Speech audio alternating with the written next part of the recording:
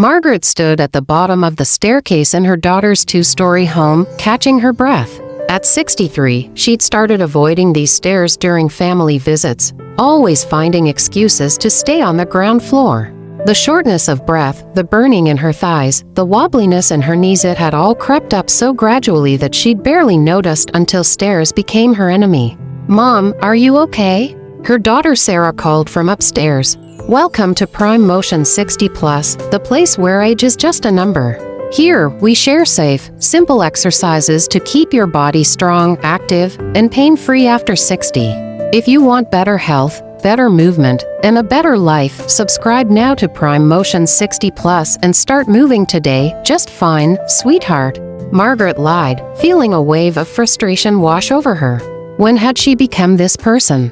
She remembered climbing mountains in her 40s, dancing at her son's wedding just 5 years ago. But somewhere along the way, she'd stopped challenging her body, and her body had responded in kind. That evening, Margaret made a decision. She would not let stairs defeat her. The next morning, Margaret visited Dr. Chen, an orthopedic surgeon who specialized in mobility issues for older adults. She'd been putting off this appointment for months, embarrassed to admit how much she'd declined. Dr. Chen listened patiently as Margaret described her struggles. "You know what's interesting, Margaret," he said, pulling up a chair. "Most people think stair climbing gets harder because of age alone. But it's not age, it's inactivity. The good news?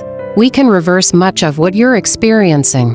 He explained that climbing stairs required a specific combination of strength, balance, and coordination. Your quadriceps need to lift your body weight against gravity. Your glutes have to stabilize your pelvis. Your calves must control your descent. And your core keeps everything coordinated and balanced. Margaret felt a spark of hope. "So what do I do?" Dr. Chen smiled. "I'm going to teach you 5 exercises.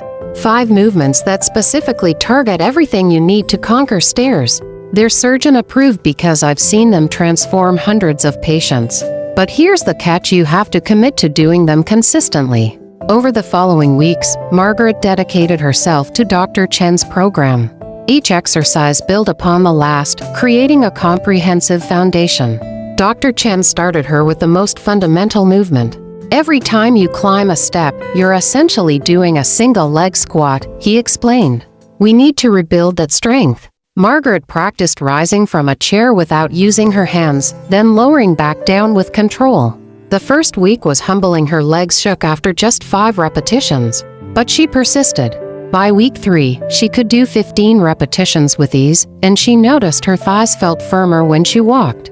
Once Margaret's basic squatting strength improved, Dr. Chen introduced step-ups using a low platform just 4 inches high at first. "This mimics the exact motion of stair climbing," he told her. "But we control the height and tempo." Margaret placed one foot on the platform, pressed through her heel, and lifted her entire body up, then stepped back down with control. Left leg, right leg, alternating. The movement felt awkward initially, but as weeks passed, she raised the platform height. By the end of month 2, she was stepping onto an 8-inch platform the height of a standard stair. "Your calves are your secret weapon," Dr. Chen explained during one session. "They control your descent and provide that final push-off when climbing." Standing near a wall for balance, Margaret rose onto her toes, held for 2 seconds, then lowered slowly. Simple, but after 20 repetitions, her calves burned. She did these everywhere while brushing her teeth, waiting for tea to steep, during commercial breaks.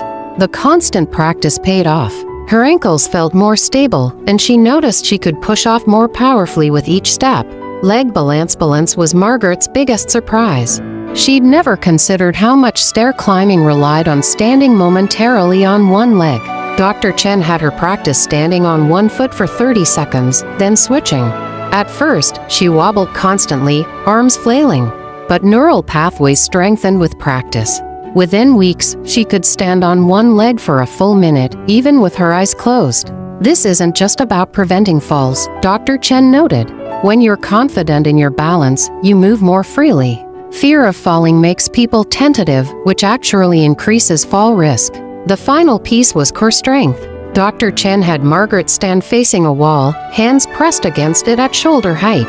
She engaged her core and pushed herself away from the wall, then controlled her return. This progressed to doing the movement from increasingly steep angles. Your core connects your upper and lower body, he explained. A strong core means better posture on stairs, which means better alignment, which means less strain on your knees and hips. 3 months after starting the program, Margaret returned to her daughter's home for Thanksgiving. Sarah watched nervously as her mother approached the staircase. But Margaret didn't hesitate. She placed her hand lightly on the railing more for confidence than support and began to climb. 1 step, 2 steps, her breathing steady and controlled. Her quads fired powerfully, lifting her body. Her core kept her balanced. Her calves propelled her forward. Each element working in harmony, just as Dr. Chen had promised. At the top, Margaret turned and smiled at her amazed daughter. She wasn't even breathing hard. "Mom, that was incredible." Margaret laughed, feeling tears prick her eyes. "You know what? I think I'll go back down and up again." Over the following months, Margaret's confidence soared beyond stairs. She joined a hiking group. She volunteered at a museum that required walking between floors. She even booked a trip to Italy, all those beautiful hillside towns she'd once avoided. A year after that first humiliating moment on Sarah's staircase, Margaret sat in Dr. Chen's office for a follow-up appointment. "You've exceeded every expectation," he told her, reviewing her progress notes. "Your strength assessment puts you in the top range for your age group." Margaret beamed. "I still do all 5 exercises. They've become like breathing, just part of my routine." Dr. Chen nodded. "That's the secret nobody tells you about aging. It's not about fighting it, it's about maintaining what you have and building what you've lost. Those stairs didn't become your enemy because of your age. They became difficult because you stopped doing the things that made them easy." As Margaret left the office, she took the stairs instead of the elevator 2 flights up. At the top, she paused to look out the window at the city below. Somewhere out, there were thousands of people over 60, avoiding stairs, limiting their lives, accepting decline as inevitable. She wished she could tell them all, it doesn't have to be this way. 5 exercises. Consistency. Commitment. That's all it takes to reclaim your strength, your independence, and your freedom to go wherever you want, 1 stair at a time.